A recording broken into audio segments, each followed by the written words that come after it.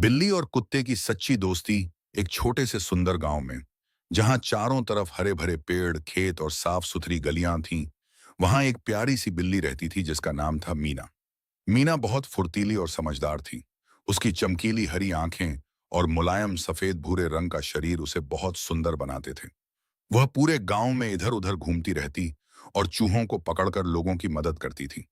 उसी गांव में एक बड़ा और ताकतवर कुत्ता भी रहता था। जिसका नाम पंपा रहता था, महता चला, जिसका नाम था शेरू। शेरू बहुत बहादुर था और रात में पूरे गांव की रखवाली करता था। वह बच्चों से बहुत प्यार करता था, लेकिन उसकी जोरदार भौंक से बाकी जानवर उससे डरते थे। मीना और शेरू एक दूसरे को बिल्कुल पसंद नहीं करते थे।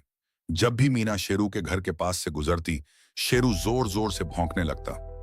भौं भौं, यहां से दूर रहो। मीना भी गुस्से में कहती, म्याऊं, तुम हमेशा बेवजह डराते रहते हो। गांव के लोग अक्सर कहते थे, ये दोनों कभी दोस्त नहीं बन सकते। एक दिन अचानक मौसम बदल गया। आसमान में काले बादल छा गए और तेज आंधी चलने लगी। थोड़ी ही देर में जोरदार बारिश शुरू हो गई। मीना उस समय गांव के बाहर घूम रही थी। बारिश इतनी तेज थी कि मीना पूरी तरह भीग गई। वह ठंड से कांपने लगी और जल्दी से किसी सुरक्षित जगह की तलाश करने लगी, लेकिन उसे कहीं भी छिपने की जगह नहीं मिल रही थी। तभी उसे सामने एक छोटा सा शेड दिखाई दिया। वह शेरू के घर के पास था। मीना थोड़ी डर गई। उसने सोचा, अगर शेरू ने मुझे यहां देख लिया तो वह जरूर भौंकेगा। लेकिन बारिश बहुत तेज थी। मजबूरी में वह धीरे धीरे शेड के अंदर जाकर एक कोने में बैठ गई। कुछ ही देर बाद शेरू वहां आया। उसने जैसे ही मीना को देखा, वह थोड़ी देर के लिए रुक गया।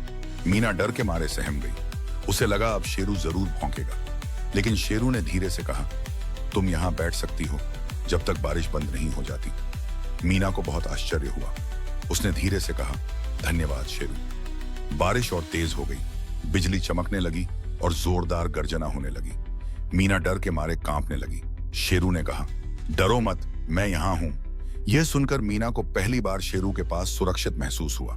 धीरे धीरे दोनों बातें करने लगे। मीना ने बताया कि वह कैसे पूरे गांव में घूमती है और चूहों को पकड़कर लोगों की मदद करती है। शेरू ने बताया कि वह रात भर जागकर गांव की रखवाली करता है और चोरों से लोगों को बचाता है।